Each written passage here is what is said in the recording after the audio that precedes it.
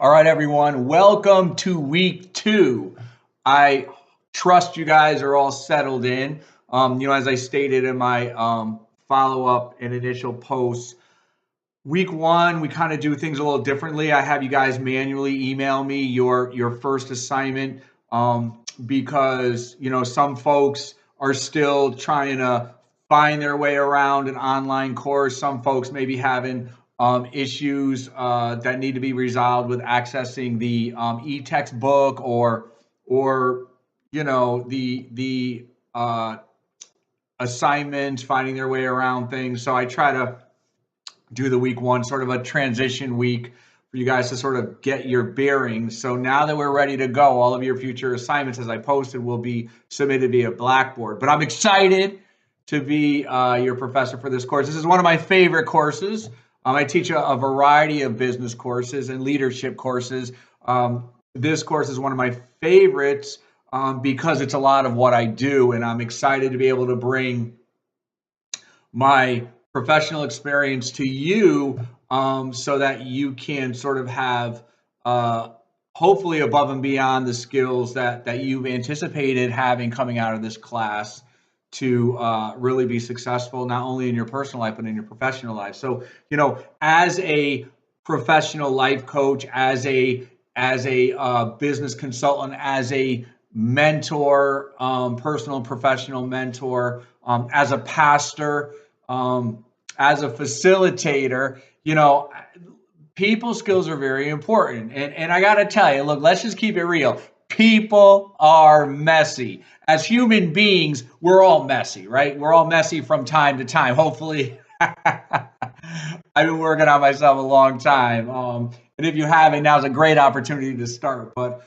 hopefully I worked out of most of my mess. But the reality is, in life, we deal with messy people, right? There's things going on, at home, in people's homes, with people's friends in their lives. You just don't know.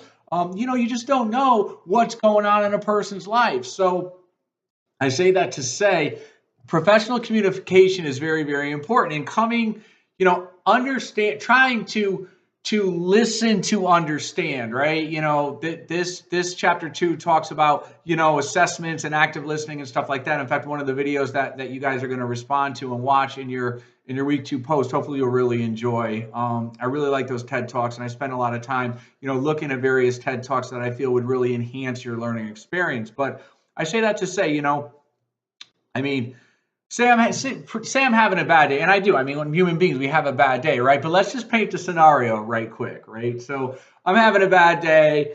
I allow my bad day to transfer to somebody else, rather than treating people the way I need to treat people, and I have attitude with, say the cashier at the grocery store, right?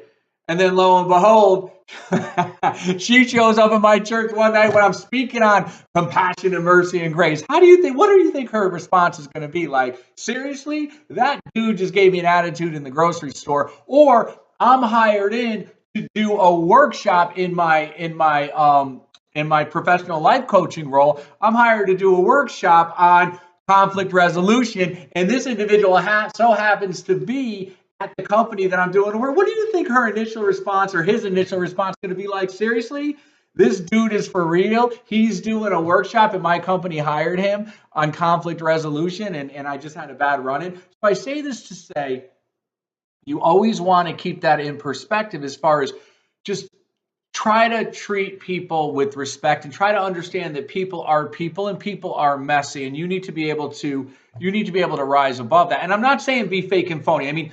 If you do this, you need to genuinely care about people. I genuinely care about people. I genuinely care about helping to equip people to step into the best version of themselves. That's why I do what I do. And if you look at all the tie-ins of what I do, life coach, business consultant, pastor, author, motivational speaker, the common thread throughout all is people development. So it's really, really, really important for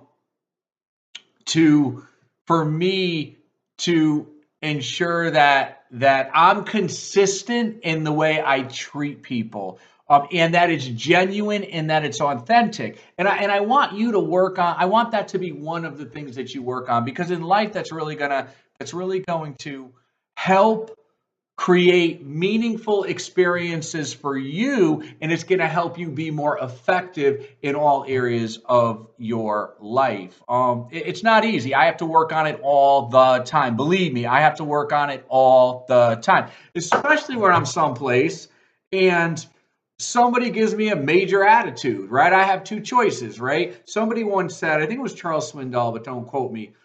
Attitude is 5% what happens to you and 95% of how you respond, right?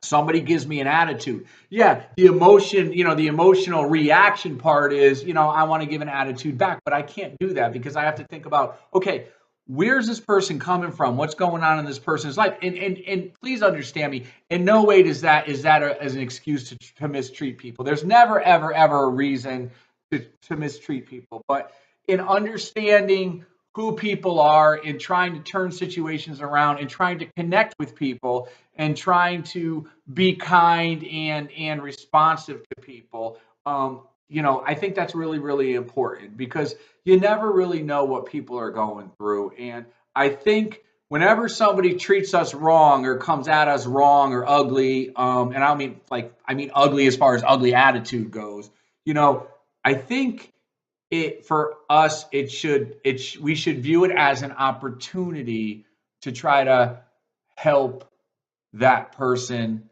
maybe have a teachable moment and conquer something and learn something about themselves.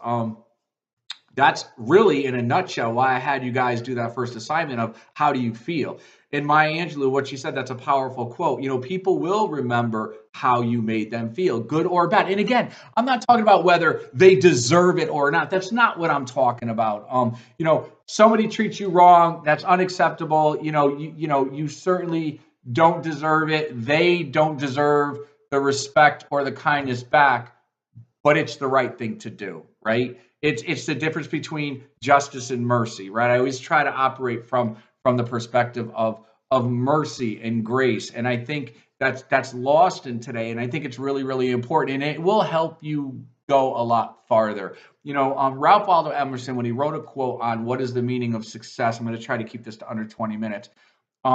He goes down a list and he said, the meaning of success is to know that someone has breathed easier because you exist. And I think that's so important. Is it easy? Like I said, no. Does it give someone the license to walk all over you and treat you like a doormat? That's not what I'm talking about. None of us should ever tolerate being, abused in any kind of way. And I'm not talking about allowing yourself to be a doormat. I'm talking about having healthy boundaries, but also showing compassion and operating from that area of compassion. Hey, let me stop you right there. I appreciate you too much, even if I don't know you, just by the nature of you being a human being.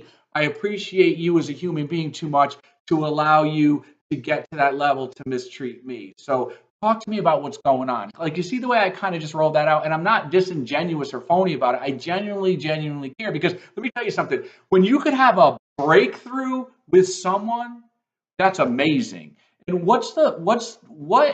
to what end, how is it a win-win if you're not going to try to help somebody out of their situation? All you're going to have is a person, especially if you have to work with somebody or at home, somebody who's miserable and they're treating everyone miserable. So if you continue to feed into that, what really has it solved versus somebody really having a breakthrough, having introspection about the way they're acting, behaving, helping them work through it and come out of it? It's win-win, right? Here's the thing. Remember this, and somebody once said this: hurt people hurt people. People who hurt other people, either, verbally, emotionally, mentally, or physically, are hurt themselves. Again, is that an excuse to hurt people? Absolutely not. Should that be then a license to allow yourself to be hurt? Absolutely not. No way at all. But what I'm saying is, knowing that every time somebody says something mean or ugly or offensive or demeaning, you have to think about, this person clearly is hurting in some area of their life. So that's what we're talking about. Anyway, and I'm also excited about the the personality, the temperament assessments and things of that nature. And I would encourage you, I can go on and on and on and on because it's something that I really incorporated into my personal and my professional life as well. The Myers-Briggs temperament indicator, it's fascinating. We just don't, I can go on forever. We just don't have that kind of time.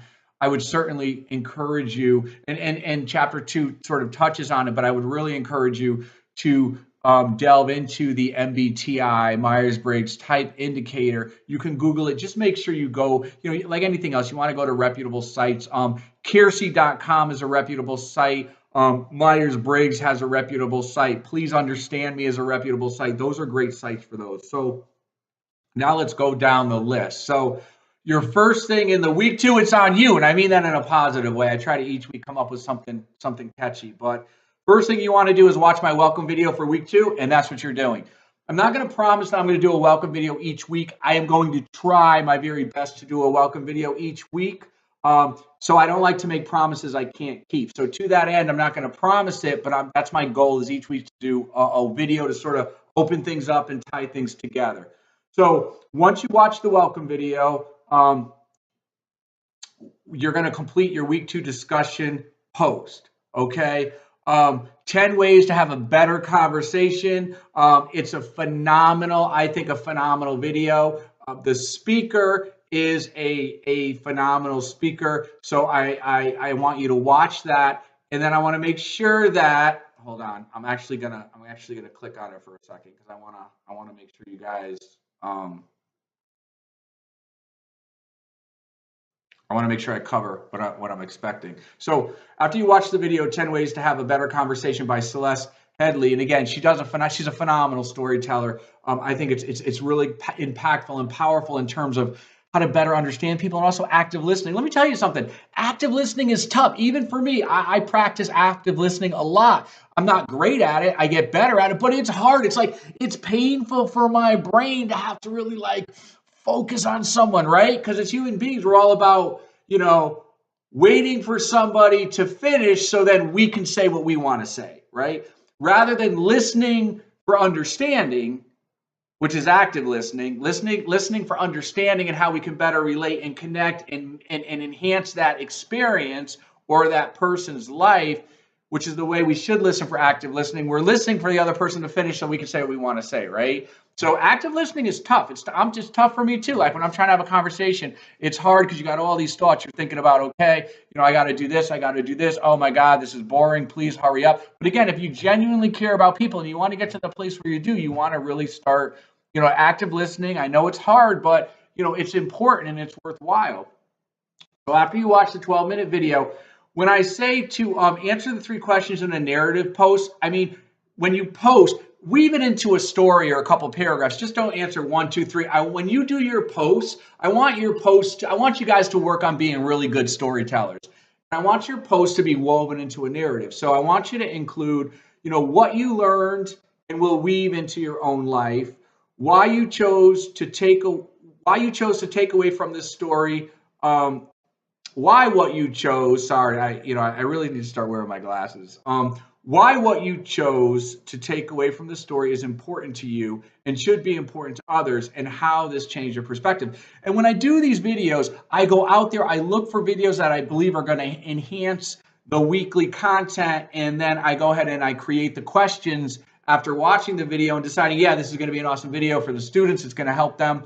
It's going to really bring home part of what the chapter is doing. So I create these questions individually after watching the video as far as what the value is I want you to extract out of this. But what I mean about what you learned is just that. Like, what did you learn? And takeaway, meaning the things that you learned that you will now take away with you and carry you into your personal and professional life, that you will use and operate in to make you better and more effective, right?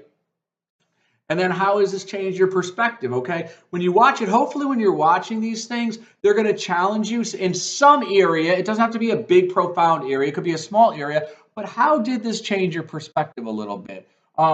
So when you're writing this, you say, post, after watching this video by Celeste Headlee, here's what I learned, and here's what I'm going to weave into my own life, and why. Why I chose what I chose is because this is why it's important to me, and this is why I think it should be important to you. And this is how it sort of changed my perspective. So you see what I did? I took the questions and I wove them into a story, 1 or 2 paragraphs. Then I want to make sure that you guys please respond to at least 2 classmates. It's very important. And respond, they'll be like, yeah, I agree, or yeah, that's great. That's not adding valuable, meaningful, constructive feedback. You want to get to that place where people are important to you, and it's important to them that they know, it's important to you that they know that you are important to them. So I say that to say, provide valuable feedback. It doesn't have to be like a book. It doesn't have to be, the epic volume, but provide meaningful feedback. I really liked what you wrote because, or I agree with this and here's why, that type of thing. Or wow, just to echo what you said, or something positive and meaningful, not insincere, but again, we're trying to build synergy, build a conversation. And make sure when you're writing your discussion posts, you're writing them in a professional way. This is a professional communications course. You are creating a written professional deliverable. So you want your writing to be professional, okay? So that's the discussion post. And then what you're going to do is you're going to read your chapter 2. You're going to complete your chapter 2 prep. It's not very long. And then getting to that final deliverable that I will begin to roll out, okay? Where I want you to, as a group, you're going to create a professional development initiative. The first step in this process, before I group you, is I want you to complete your professional development initiative essay. Just a short, I'm looking for 1 to 2 paragraphs. That's all, 1 to 2 paragraphs as a Microsoft Word document that you'll upload in Blackboard now. You'll see where the assignment is.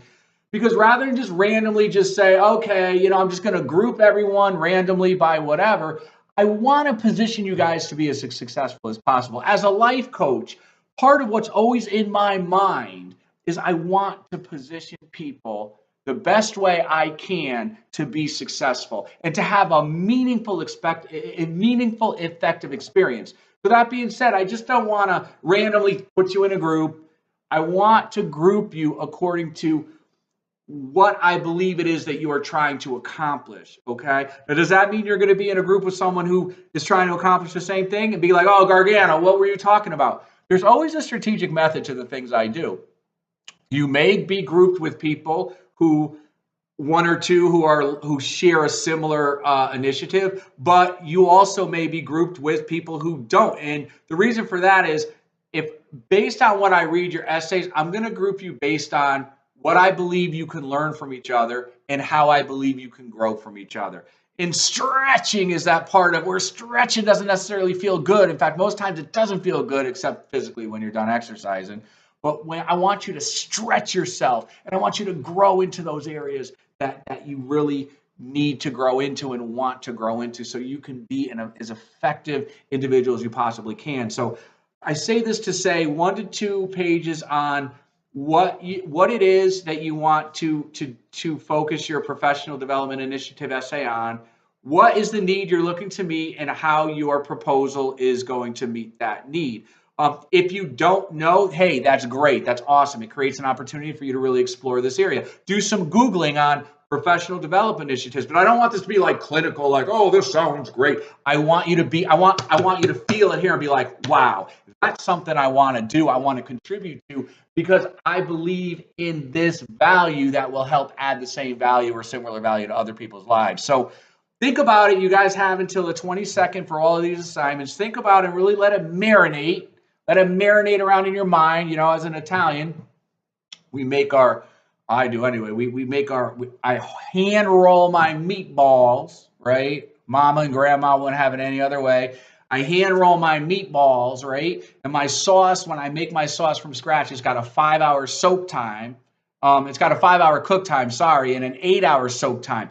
And when I put all those meatballs in there, all those delicious little meatballs, they got to marinate in that sauce and soak it up for 8 hours. So I want you guys to marinate. I want you guys to marinate in this professional development initiative. Think about it. Let it marinate in you. You marinate in it. Do some research. Do some Google. I want it to be meaningful, and I want this to be a great opportunity for you to say, I am excited about doing this initiative, and especially, with a group of people. And you may not like to work in groups. That's awesome. That's all the more reason to work in a group, because it's an area where you need to stretch yourself out. And it all goes back to being comfortable with being uncomfortable. So anyway, and if you still really don't know, come see me during my office hours. I have office hours that I posted. You can, if you're physically near the campus, you can physically come and see me during office hours. Or if you want to meet virtually, we can Zoom, which is like a virtual thing. But I want this to be a meaningful experience for you. I'm the type of person where I'm very much I'm very big believer in active learning and experiential learning. I don't want to just give you a whole bunch of stuff that you're like, how does this relate to anything? I want to give you things that you could really learn and then talk about what you did. Because the best way to share what you learned is to talk about what you did. And by talking about what you did, you share what you learned. So I want this to be a great experience, and I want you guys to learn by experience and just really stretch and grow. So that's it. I know I'm a little over 20 minutes, but I'm wrapping up. So just to review, okay, check that off. You watched my welcome video. Discussion post, I already covered that. Complete your chapter 2 prep. So obviously you're gonna have to read your chapter 2 book. Complete your professional development initiative essay. Get that in. And as always, have fun, be curious, stay engaged, and rock it out. Y'all have a great week.